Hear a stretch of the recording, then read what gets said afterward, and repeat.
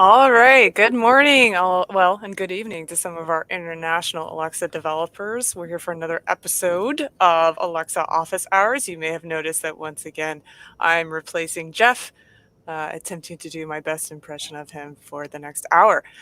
Today, I have Heidi Culbertson with me, so we'll do some quick introductions and then get talking about the exciting hackathon project that Heidi is working on. So Heidi, why don't you start with yourself? I'd love to have an introduction about you. Heidi comes from actually my extended team, but has joined us and is doing some great work in our senior care space. So I'll hand it over to you, Heidi, and then I can talk about myself a little bit. Great, thank you. First of all, thanks for having me. I joined Amazon a year ago. I am the Senior Business Development Manager aligned to the Aging and Independence team. Previous to joining Amazon, built many Alexa skills. Yeah, and I'm really curious to get into more detail about that, also because I think our verticals cross over. So Mhm. for those who have not seen me appear on this channel before, and it has been quite a while since I last helped Jeff out with the office hours, I'm Stefania Sharp. I'm a principal solutions architect with our Alexa Smart Properties team. I specifically cover healthcare, but I also dabble a little bit in how we help people who are in long-term care facilities, whether it's assisted or independent living for our seniors. And so, Heidi, you mentioned, you've only been at Amazon for a year, but you've been kind of developing and skills for Alexa and interacting with Alexa since 2015. And there's kind of alluding to a very specific reason for that. So can you kind of give us that background, that story of how you got into Alexa, where you've seen Alexa provide a lot of value, and kind of some of the great ideas you pushed, out into consumers to allow them to use? Yeah, great. Thank you. Yeah, I had spent decades in emerging tech, early adoption, but I'm also the youngest of a very large family and had a mother who was active, independent, cognitively sharp, who went blind due to macular degeneration. So it changed her life. And then in 2014, I think it was November, the pre release of the original Echo device came out. We gave it to my mother, and it was immediate, opened her whole world again. And I thought, wow, what an opportunity to do social good. And I also went, okay, this is the next thing. So I then founded a company, built very simple skills in the beginning because it was 2015 through 2020, and then exited the company, um, and built alerts, family news, tied a mobile app to it, and really did a deep dive on what the aging customer is. And there are many of them, and it's a diverse group. And so that's how I got started. That was the beginning of the journey. And, kind of going off of that, those different areas you saw where you could really improve life for your family, but also for others in similar situations. And I've heard some great stories as well from my side of the house. Like, what do you think for you was the most exciting, but like the most impactful skill or feature that you got to leverage in trying to address dealing with people who maybe have to interact with devices in a different way? Yeah, it's interesting. I think the magic of Alexa for this particular age cohort of 55 and older is they just get to use their voice.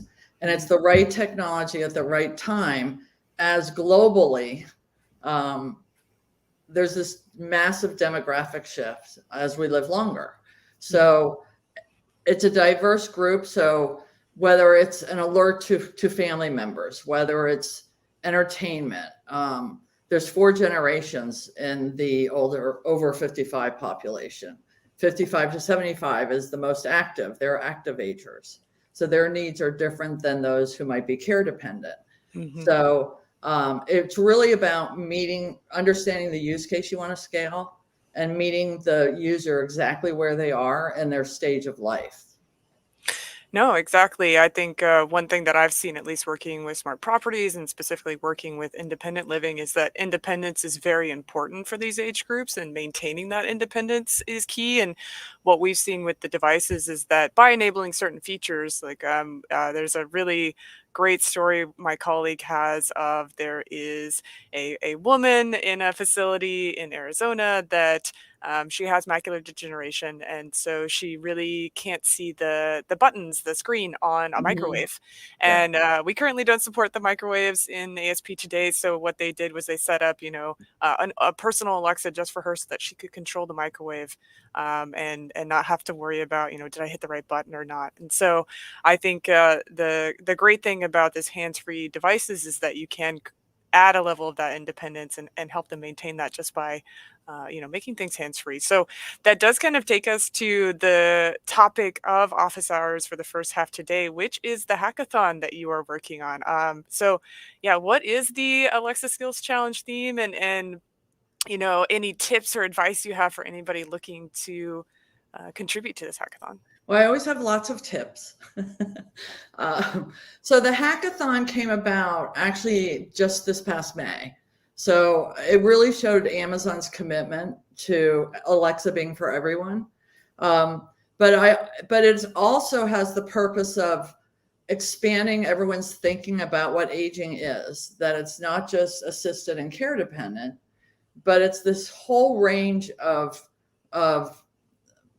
people who are experiencing different things at different points along their journey. So the hackathon has 4 themes: to stay connected, to stay sharp, to stay supported, and one of the most important categories is to keep moving. So it's a very broad category that will allow participants to really think through the many, many different use cases and create and kind of speak a new narrative, which I think is really wonderful. So what are, when you look at your own hackathon, and I'm kind of helping people maybe get the ideas flowing. When you look at your own hackathon, your own experience back, since 2015, you look at these themes, like what are some things that immediately come to mind for you in the context of today, in the context of the features that we currently have available with Alexa, and that art of the possible? Like what immediately occurs to you as like an area you would find interesting if you were a participant in this hackathon? That's a great question. Um, if we don't think of age and we think of kind of the stage of life, they could be athletic, active, independent, isolated, assisted, care dependent. They could have a limitation. They might have it might be mobility, hearing, vision. Although that limitation doesn't mean they're not living a vibrant life. There's a woman who's 105 years old. She just set the world record in the 100-yard dash. Oh yeah, the runner, Yeah, the Julia. Iron. I think it's Julia Hurricane Hawkins. Oh, And there's I'm the sure she yeah. has some chronic stuff, things going on with her body, but it hasn't stopped her. So when we think about different use cases, 40, I think it's 48%. I'm forgetting the exact statistic. 48% of those people over 60 play games daily. The 55 to 75 age group participates in a sport and exercises weekly. So it's not caregiving is a piece of being older, and family caregiving especially. So it's really looking at what segment you want to address as far as the use case. And I always think of it through a framework of what's their stage of life? Do they have any conditions? What's their family environment? 13 million people over age 50 are solo agers without children. What do they like to do today? And as people age, simple things become difficult. How do we bring back simple? So you look at the use case and then you go, okay, what will scale correctly as an Alexa skill? What will help me scale a business? And then you look at, okay, does this bring value to the user that's faster, easier, and less cognitive load? So it's hard to choose one feature. Drop-in is important. For a solo ager, for example, they might want to have a dinner call with someone that they don't know because they normally eat alone. Exercise is really big. Physical health, mental health, and adventures, connecting with people are probably the top 3 priorities. So you did kind of touch on an interesting idea there at the end, is this concept of socialization and connecting. Obviously, the pandemic has been very hard for particularly our aging population, as you know, it, being surrounded by community, I think for even my family has been very important. Yeah. And for me personally, I'm like, ah, yeah, you know, I can just play video games for hours and not talk to anybody, and it's fine. But I think for the older members of my family, like having that sense of community was really important. So, you know, kind of honing in, I really like kind of I love this idea of and you know, kind of designing an experience live as we're talking here about, you know, what you might build. What do you think are some key, I don't know, even almost activities, but like some key ways to stay connected?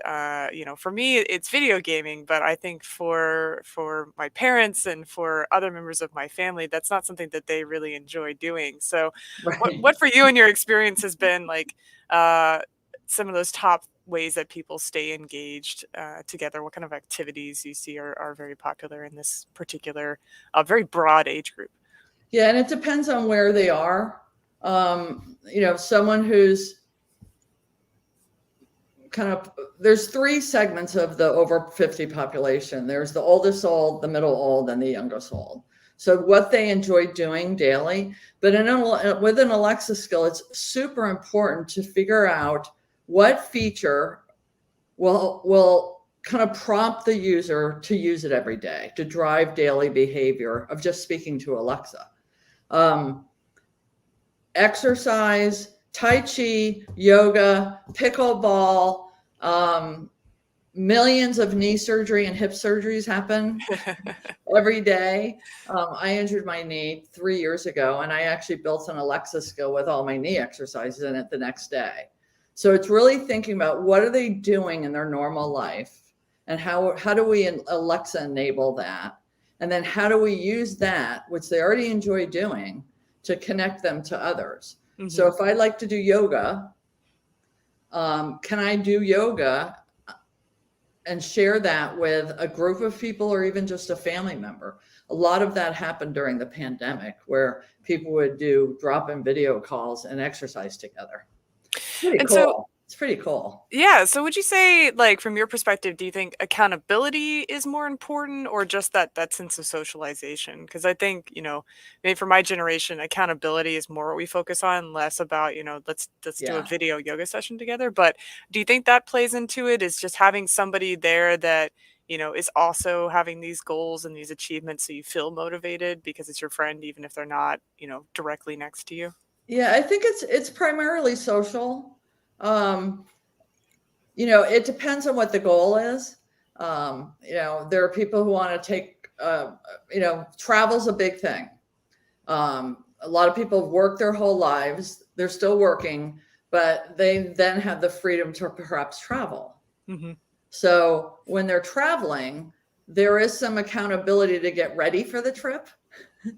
You know, a former customer of mine, subscriber of mine, is going to Iceland, and she knows she's going to be doing a lot of hiking, and she lives here in Florida, which is absolutely flat. So she has a partner that she actually uses Alexa with, and they both have ellipticals in their home, and they both do an elliptical workout together at the same time. They've set prompts, they've set timers, they've set reminders, they send each other messages. So you can get really creative. It doesn't have to be something complex. Hmm. Simple is really one of the most important things to think about. It's where's that micro moment of friction where we can bring people together. And we're kind of getting back to those pro tips you have for how to, you know, how to build that winning skill. Is like, you know, is there I think people like to call it design thinking, but is there a framework that you rely on to identify that, you know, that high impact winning idea that you want to invest your time in? Yeah, I've always personally, and this is Heidi, um, and I've mentioned a little bit of it. Hmm. So when I look at, let's say I want to do something for the active agers, and I look at, okay, they're athletic, are they already involved in something? Are they just active? They like to walk, or they like to ride their bike. You know, is there a way that Alexa can tell them what streets have a bike path? And then I look at what their conditions are, and then what their state are. And then I go through this whole framework of stage of life, conditions, family environment, physical environment. And then I look at the statistics of aging. And then I say, okay, does this idea that I want to build, that I think is a great idea, might be a fit for my family, but I'm not the customer. So you have to make sure the idea has the ability to scale to millions, hopefully. And then you match it to aging statistics. The over 55 population is the wealthiest in the world. They are 4 generations. They're not one monolithic block. They are not all in dire need of healthcare. They all want to age at home. So it's really then thinking about, okay, now I have this idea. Now I want to test it. So it's really important with older adults, I think with kids also, that if you can videotape or watch testing live with an older adult, they will reveal all these little design nuances to impact what you're building. If I was going to build something today, it doesn't matter what it is in one sense, because my first agenda is whatever it is, it has to be fun. It's just, that is lacking. If we can bring a smile, bring a chuckle, if we can gamify some different things, whether it's exercise, whether, I'm at the bottom of the so-called boomer generation, and we're competitive. Right. And we're taking care of our parents, who are the first priority. And so whatever's built, if it can simply bring an emotional response, and then if I want to build it as a business that I know that there's many of like kind, then that's huge. Yeah, exactly. And so I think going back to that comment I had about, accountability, I think that blends into the competitiveness, right? So Yeah. I think in mine, it's a lot easier to, and I think you can actually apply the concepts for skills in this space to actually a broad swath of age groups. And I think that's really where success will be, is if you can look at an idea and be like, okay, I can adapt this based on, the motivators for each generation. So mine would be, gamification. How do I get awards and badges, and somebody kind of shaming me for not doing something? Somehow my generation seems to be motivated by shame. Whereas, there's I think it's the opposite for the group that we're looking at. And so kind of moving into, we've talked about like how you think, how you come up with these ideas, and sort of some of the potential areas people could start to look into. What are some caveats, I would say? So we've looked at like the limitless possibilities, but what are the caveats? What are things that you would say, as people are looking at developing skills for this hackathon? What's something that you would, caution them against? You've talked about like, let's not put the entire aging population into the kind of assisted living, having to constantly be in hospitals or hospice. Like, this is a big group, but are there other gotchas or I would almost say stereotypes that you would caution about avoiding when it comes to building these experiences? Yeah, that's a great question, and I think it's I'm going to approach it from not so much a cautionary perspective, but it's very important. Design matters, context matters. So it's the nuances of understanding who the customer is, who the user is. The old generation is by far the most polite. They just are. So they appreciate hearing please and thank you.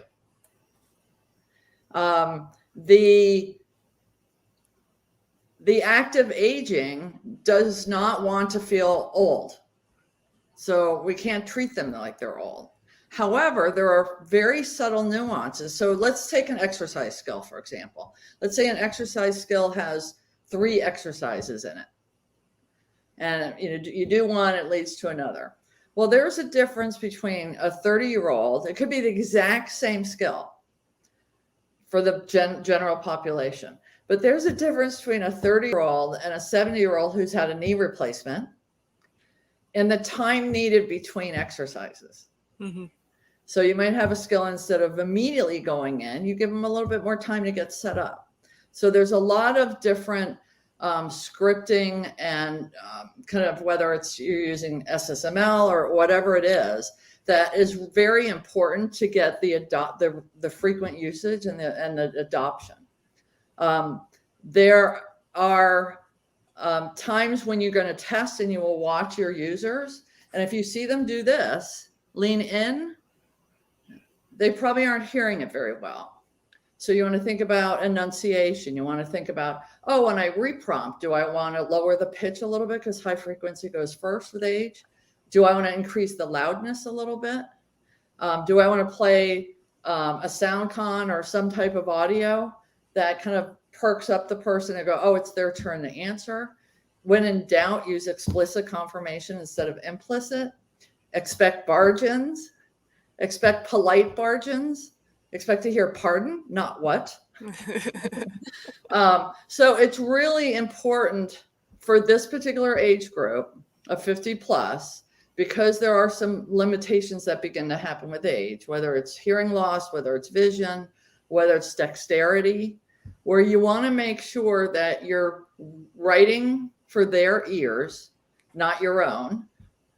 And that when you write for their ears, you also want to write for their voice, for their eyes, if it's multimodal. So large font, single images, high contrast, directional guidance.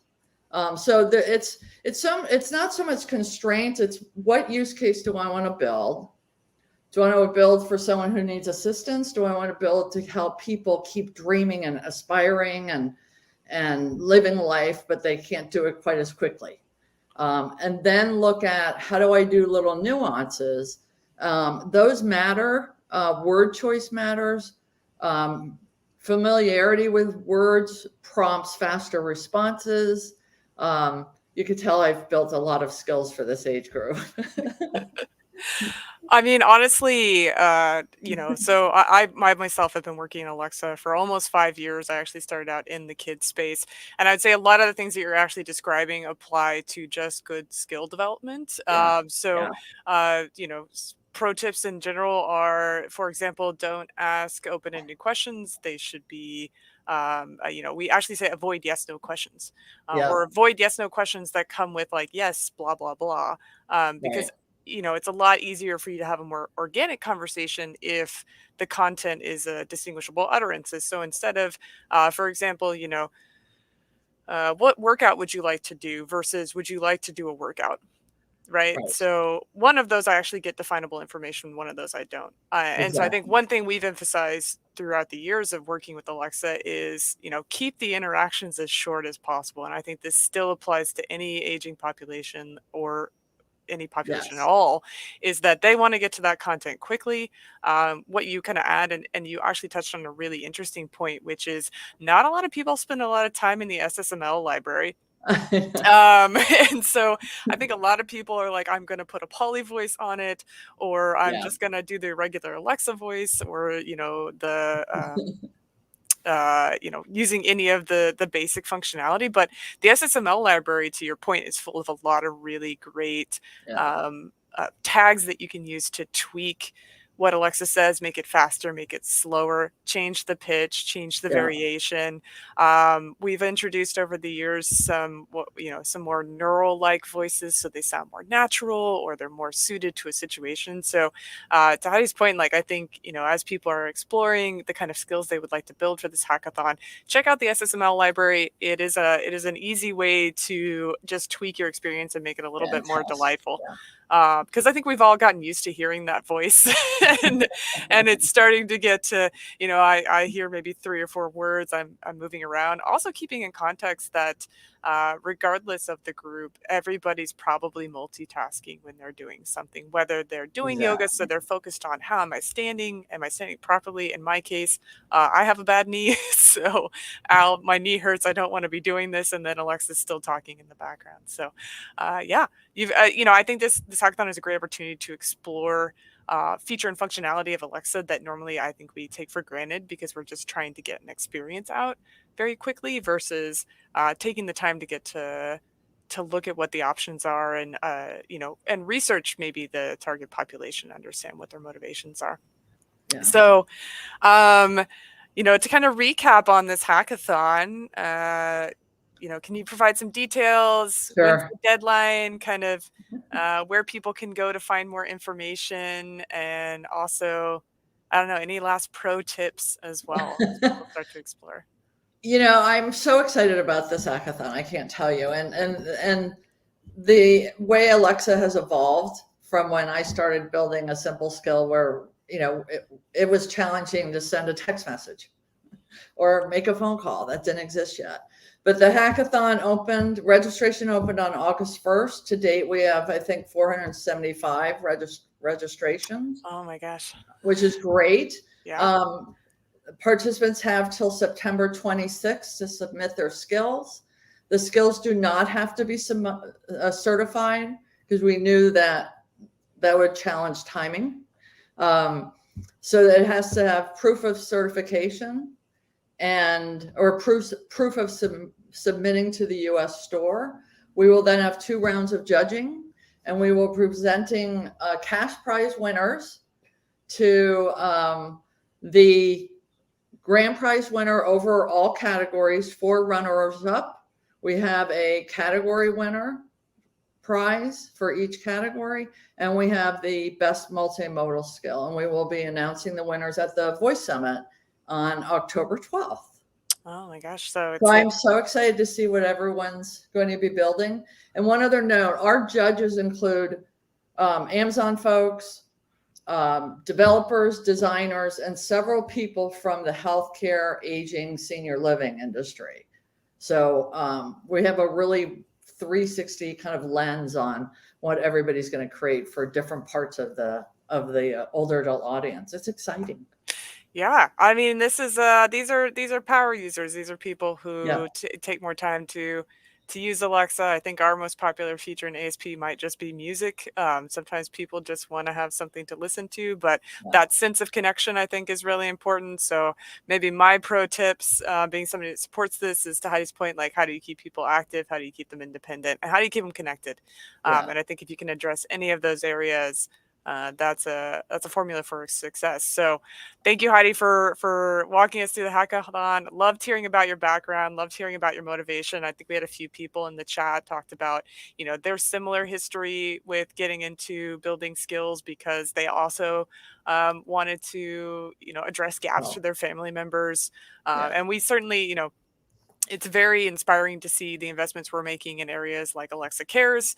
I think my favorite feature, which actually showed up on a TV show I was watching recently about home renovations, was even just the ability to put an object in front of the camera and it would identify it. So yeah. for people So who intense. are visually impaired, that's just, again, that adds that level of independence. And I think independence is what everybody wants to maintain in life, unless you're just really like being pampered forever, I guess.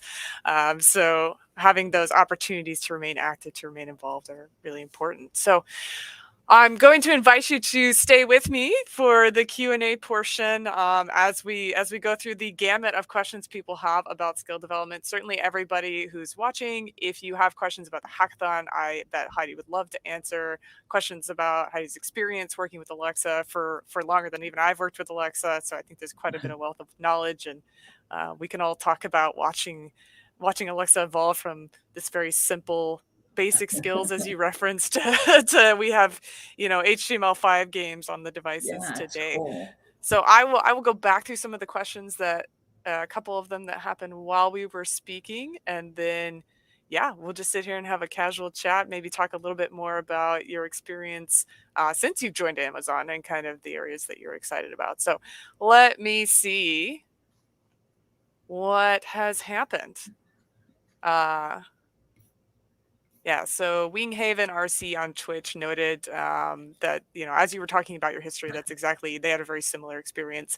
And I think I've actually heard this background story before as well. So Winghaven, if you want to share kind of in detail how you got into Alexa, what motivated you, I think it would be also inspiring for everybody else. And then my buddy Steve Trade Last, who is part of my team, always here sharing some great resources for people to potentially explore ideas. If you're not on Twitch, Steve has shared a couple of topics. I'm sure he'd be happy to reshare those on the Slack channel. If you're not part of the Slack, you should join it today. I believe it's Slack / somebody's going to save me and post the link. All right. Alexa.design / Slack. So if you're not in the Slack today, feel free to join. It's a great area to also maybe talk through ideas for the hackathon as well. And we might get Heidi to join that and give some pro tips. I don't know how much conflict of interest that would be for you. So you'll have to let us know. But Satnam on YouTube asks, what's the main weakness of a solutions architect? Is there a specific area you're looking for me to admit my weaknesses about? Or solutions architect's pretty broad, so happy to maybe delve into more detail if you have a specific area you're looking at. And then we all get to watch me read really quickly. Christian O on LinkedIn asked, does the Elect team have market data and analysis that could help a developer feel excited or help them to navigate building targeted skills? The short answer for that is no, we don't surface, kind of verbatim utterance personal data. However, as you build skills, there's one really great feature, which is the unhandled intents.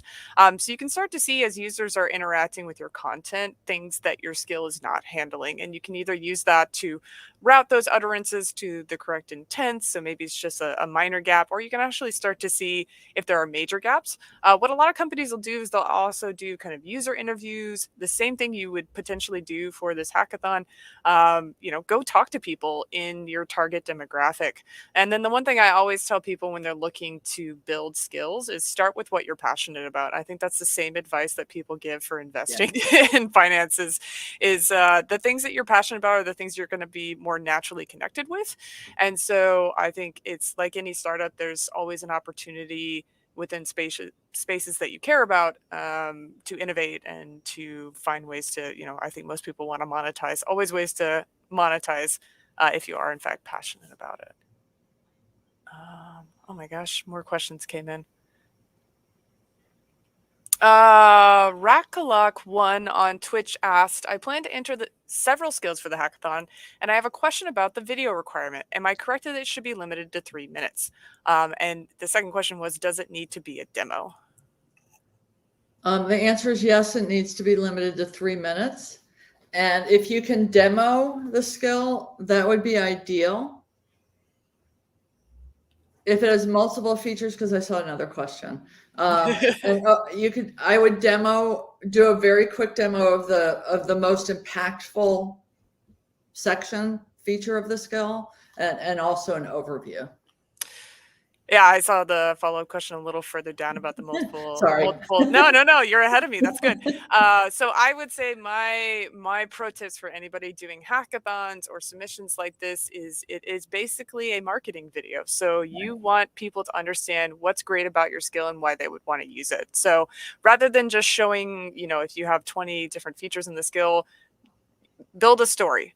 Make it impactful, do a day in the life of the user. And I think if you can form your video around that, you would show to a potential end user, like, hey, this is why you want, my yoga skill allows you to connect with friends, to kind of creates reminders and notifications so that you have accountability. It allows you to kind of, I think there's this experience that people do where instead of running a marathon in person, at a location, they run the distance and the elevation that that location would be, and then they get like different medals based on that. So, if you can't fly to the Scottish Highlands, but you want to, you want to feel that sense of accomplishment, you can run a similar experience. So I think, that's an example of, experience like in the Scottish I don't know that I don't think you could equate the Scottish Highlands to just running in Texas, but you get pretty close. So yeah, Rack-a-Lark, I would say keep it to 3 minutes, and definitely if you can demo and show that user story and show that user journey, that's I would say that would be my pro tip advice. And sounds like Heidi has similar advice. Yes. Gavin Watson on Facebook has said, we started to get a lot of complaints from customers that their skills have started saying handing off to developer name when the skill is started. Could somebody explain why this happens sometimes?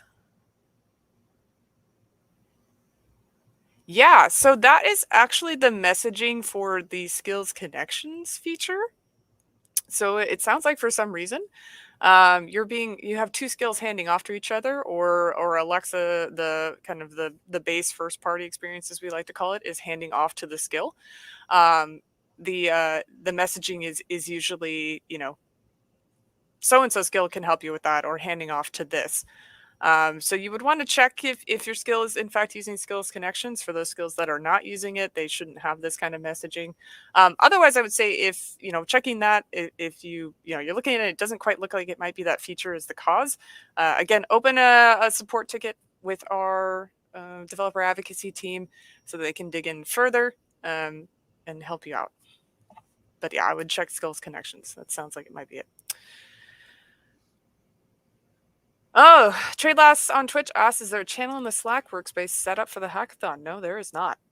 We could look into adding that if there is interest. So could be an interesting spot for people to share ideas.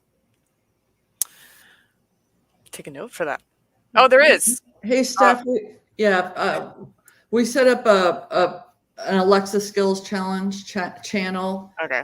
In the community yesterday. So okay, so the last time I would have looked would have been yesterday morning, which is when it didn't exist. So that's my miss.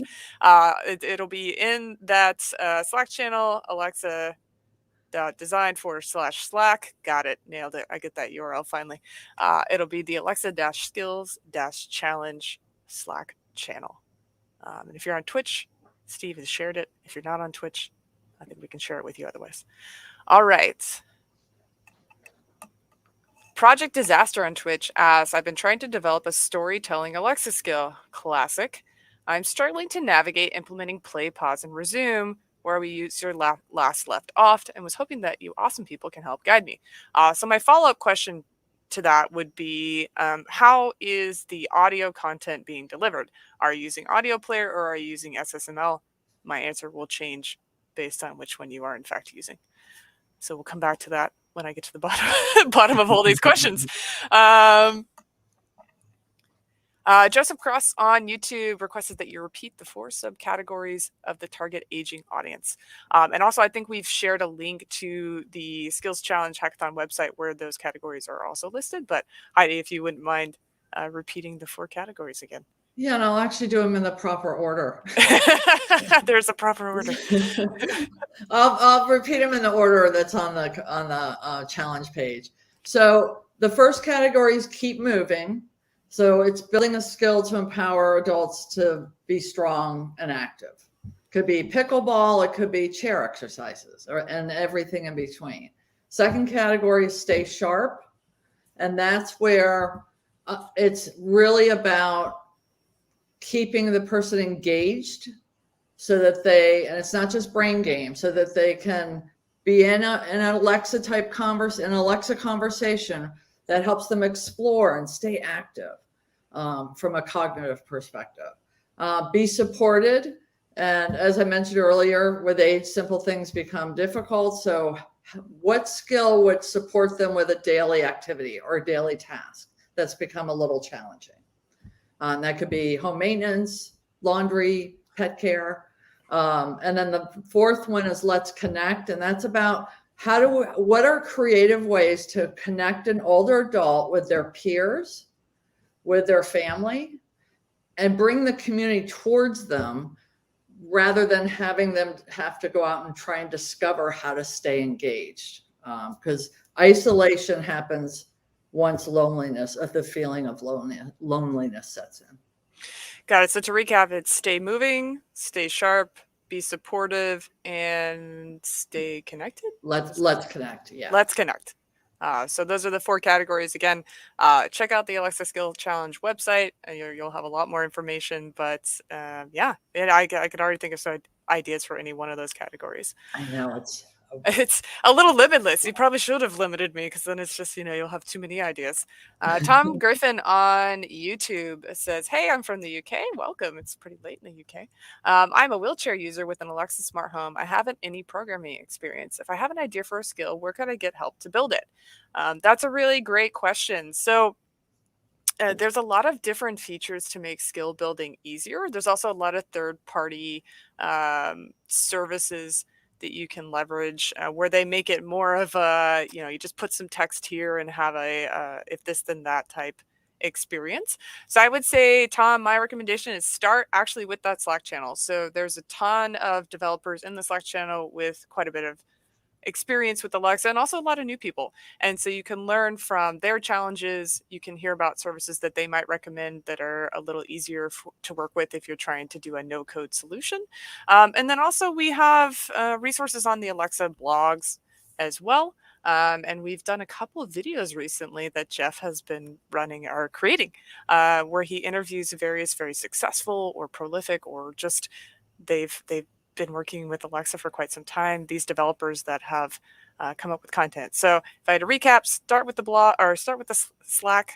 Gosh, look up some of the third-party, GUI environments for building Alexa skills, and then just connect with other developers, and they can help you find the right tools for you. And I see Milton's already tackling the audio player question, so we'll see if I get down to the bottom of Milton's answered the audio player question. Yeah, Steph, one other note. When you register for the challenge with DevPost, you can click the find a teammate. So that's another avenue to try and find another participant who might need team members. That's a great idea. Yeah. So of course, totally forgot the core part of a hackathon is building a team. So for everybody watching, for everybody looking to participate in this hackathon, you don't have to go at it alone. If you find somebody that's a good designer, find somebody that's a developer, find somebody with ideas, you can even find a marketer and kind of work together, and maybe you can tackle the same problem and create an even bigger experience. So that's a great point to make. All right. Humaniana on Twitch says, "I'm very new at skill development. I understand how to keep a session open with a standard card on the app. I've been experimenting with APL, and it seems that the skill stays open automatically, but the user has to say Alexa to say an utterance that connects to an intent. Oh, can you direct me to a document that explains how to make it that the user doesn't have to say Alexa when the skill is already open when using APL?" So APL actually doesn't keep the skill session open. Our skill experiences, you would need to actually open up the skill itself. And the way to do that is, as you've already alluded to, is to use our speak and reprompt objects. And you always have to open the session with a question. So dead air is not allowed per our certification guidelines. So I would recommend looking at the response object type, depending on which SDK you're using. But it'll be independent of APL. You can also use APL's speech to text and its functionality, but at the core, you're going to want Alexa to speak and to potentially repop and then get a response. So look at the response object. But definitely make sure that you are asking a question when you open the session. Otherwise, users don't know that the session is open necessarily. All right. We have a huge list and 16 minutes to get through it. So, Big Paper Bag on Twitch asks, "Is there a way to get an in-person discussion on certification feedback?" Oh my gosh. So yeah, I would say, especially depending on your experience, which I'm not familiar with, for Alexa skills. You said you were kind of dealing with this audio, maybe some other issues. But so we do not do one-on-one feedback for certification.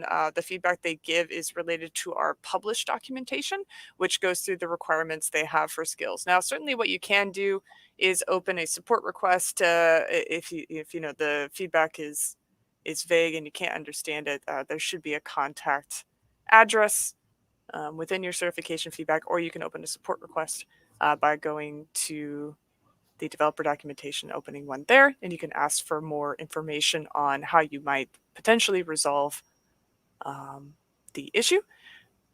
But and I understand it's hard to have a conversation via ticket, but we just don't do the phone call support. So you're welcome to, if there's an issue that you're unclear on, you're welcome to paste it in the chat, and we'll see if we can Heidi and I can solve it.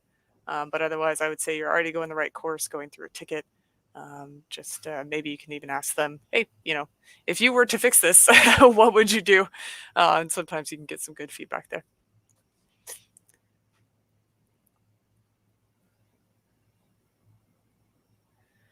Yeah, Gavin. So Gavin Watson was the one who brought up about the skill connections issue, or is the skill prompting. Here's this developer. That is a skills connections type prompt. So I would say your best course of action is to continue to kind of push on the support ticket, potentially open a new one. And then on October 11th, we will actually have folks from the ADACT team, our certification team, as we like to call them, joining the show. So for those of you with deep certification questions, that is the show to join. Ask them, all their thought processes. If you have particular failures, you might actually have an opportunity to bring them up and say, hey, can you explain to me what this means? They are the masters of certification. So make sure you join on October 11th to talk with that team. And we got a follow-up, and I'm pretty sure Milton's probably already covering it, so Milton is a longtime attendee of the Twitch version of this stream and answers questions before I have to answer them, or before I get to them. Not have to answer them, before I get to them. So we are still going through this audio player question. Yeah, so Project Disaster, Milton's got some great information for you. For those of you who are not familiar, the reason we asked audio player or SSML is that audio player uses a different series of functionality than SSML. So if it was SSML, you'd have to keep the users, how far they got, where they were at. You'd have to keep much more detailed information. With audio player, it tends to take over the pause and resume, but also doesn't have the same functionality and benefits that SSML does. So it looks like Milton is tackling that. But if anybody, media commands is the solution if you are working with audio player. And then we've got, okay.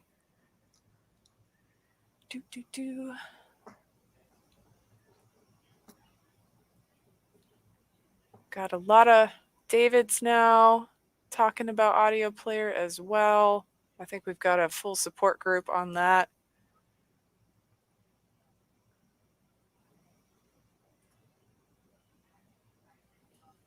We reached the end of the question list. So,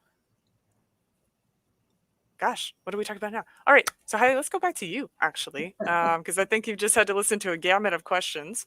But again, wanted to know for everybody that the certification team will be joining on October 11th. And then one other bit I wanted to touch on is that some of you may have noticed that Alexa is going into space.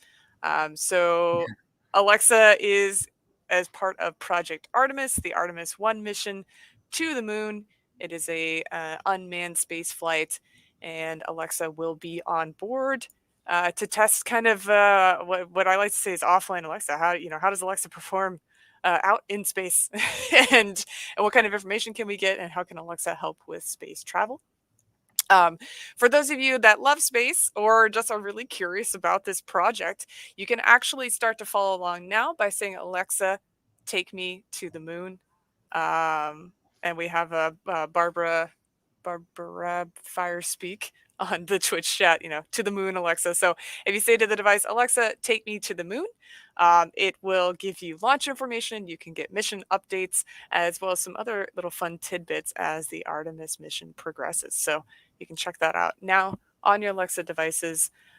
We will have a virtual crew experience. We will have celebrities, scientists, engineers, and educators from all around the country that will test Alexa's capability on Orion during the journey.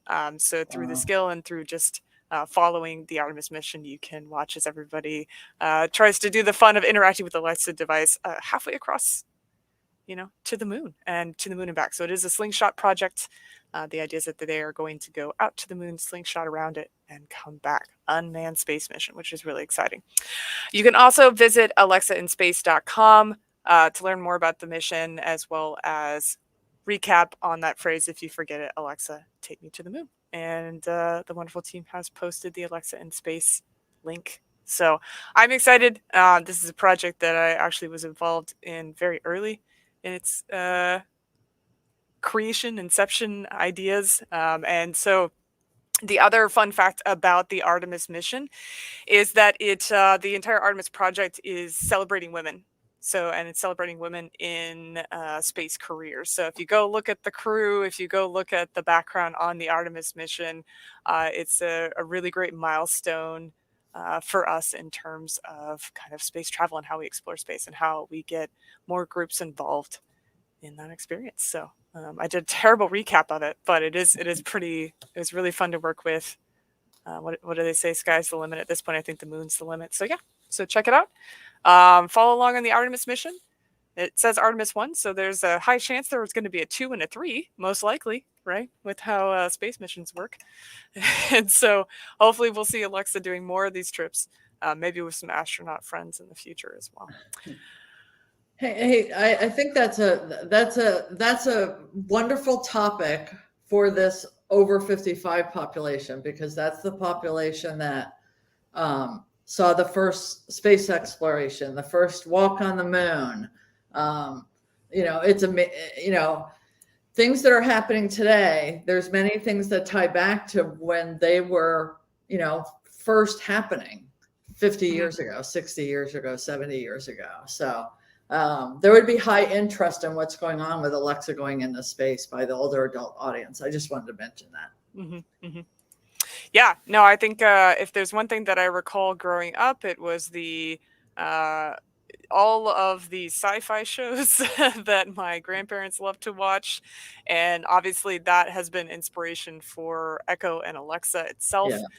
So this is a really fun topic, and I think everybody's just really excited to see what's going to happen here. So yeah, for me, the Artemis mission is really exciting because there's quite a few women behind this, and so I think we haven't seen anything quite like this before.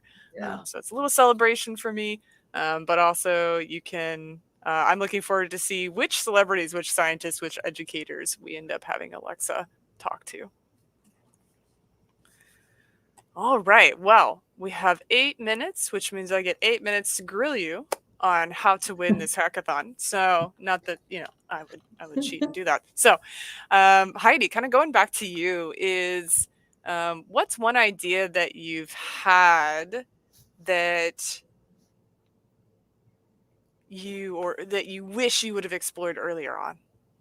So this is the idea regret, right? Wow.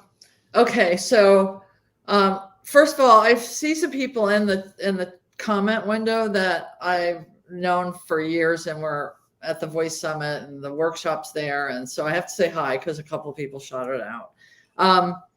So a lot of ideas I had early on were too big. So, when we think about building simple, I would build a travel adventure. I'm trying not to give away ideas because I don't want to steer anybody in a direction they don't want to go. I would build an adventure game. Is what I would build today, which was challenging to do just from early technology, in the beginning years. I have that's one idea. It's just a travel to places that might be on a bucket list, or where they traveled when they were younger. Because this generation, especially the oldest went through the Depression, went through war, went through Going to Europe, there's a lot of different things. The other thing I would build, I've always wanted to build a sports skill that was Okay. about playing a match of something. Now, some of you know I'm a former tennis player, and pickleball is the fastest growing sport of the over 55 population. So, league score. I mean, it's all about a big idea that they will visit often that already ties into something they already like to do. That's the whole key with an Alexa skill with this audience, especially, but I think with the whole general population is, what do they currently do? Use Alexa to help them keep doing what they like to do. And they like to go on travel. They like to do adventures. They like to stay vibrant. They like to dream and have aspirations. So I would build this huge adventure game that takes them down memory lane to new worlds. I think, I agree. I think a lot of the really great ideas even I had were just, we couldn't do them at the time without some Yeah. level of complexity, which Yeah. again, a lot of developers accomplished, I think, some of these ideas just by or inventing new services, new backend tech. I think everybody's familiar with Magic Door and the tech behind Mhm. that, being Yeah. this really early adventure game master. And so, um, I think one thing we haven't really talked about is the idea of Alexa as a true multimodal experience. So Yeah. I think we're really, when a lot of people think about this hackathon, they're probably thinking about a device sitting on a table or on, in the house. But I challenge people to remember we do have, we have the Echo Buds. Alexa is integrated in other form factors, and so you could build an adventure game that is beyond stationary. So take people to actual new places, have them explore around them without just kind of being sitting next to the Yeah. device. Well, and that's where you think about use case. Smartphone ownership skyrocketed in this age group for during the pandemic. It's in the 70s now, but it Mhm. drops off at a certain age in the early 80s, Mhm. where ownership drops off. They're not using it as much. We have millions of people, snowbirds, going south every winter who spend all that time in the car. So there's a lot of different use cases to play adventures, as an example. So you're right. Don't just think of the Echo device sitting on the counter at home or in the bedroom or in the family room or whatever, but think Fire TV, think auto, think mobile. It's really an open vista, and I want to make sure I tie back when I was talking about this adventure game. Don't disregard the simple. The very first skill I built in 2015 was sending a simple alert that was an I'm okay message every single morning that arrived as a text message or email to the family members. Frequency of use was incredibly high. People were willing to pay for it because it was mom being okay, or dad or grandma or loved one being okay. So it really is about the exact use case, and then can you scale it? Mhm. No, exactly. Sometimes high usage, you want to think about kind of your decreasing returns. I think the caveat, having come from the games team previously, the caveat with adventure games is that, how do you keep them exciting? It Right. requires generating a lot of content, but how do you keep it exciting for repeat usage? So that's always something to think about is, the effort you're putting in. Personal satisfaction with what you've built should not be underestimated, but Yeah. also if you're looking to grow and have a big impact, like how do you keep things fresh? We have one last question I'm going to cover, which is from SP on Facebook. Says, we are using Amazon Echoes in our hotel guest rooms, which is my domain. So They would like to be able to do things like call reception without having to say the skill name. So SP, I actually work with the Smart Properties group. I would recommend looking up Alexa Smart Properties. We do support the hospitality use case. Depending on where your hotels are located, you could potentially just use Smart Properties as a way to do this. We support in-property calling, so you wouldn't actually even need a skill for it. So feel free to reach out. I do not have Facebook, but feel free to reach out over any of our other contact mediums, and we can get you in touch with somebody on the team that can talk about your use case. All right. Well, Heidi, thank you so much for joining for Office Hours today. Thank you to everybody on the chat who has made this a lively discussion. Everybody, make sure you check out the Skills Challenge Hackathon. Get your ideas together, join the Slack channel, start talking about things you'd like to build. It's really exciting to see us investing in this space, and don't underestimate our aging population. They are power users. So tons of opportunity here to have high impact and help everybody retain that independence. So thank you, Heidi. Thank you, everybody. Thank you, Milton, and everybody on Twitch who have been live troubleshooting questions as well as we have talked. I really appreciate it. But otherwise, I think we will see you in office hours next week. I will most likely be replaced by Jeff again. So we're just going to do this transformation backwards. But looking forward to chatting with everybody, and have a great rest of your week. Thank you, Heidi. Thank you. It's good to see you.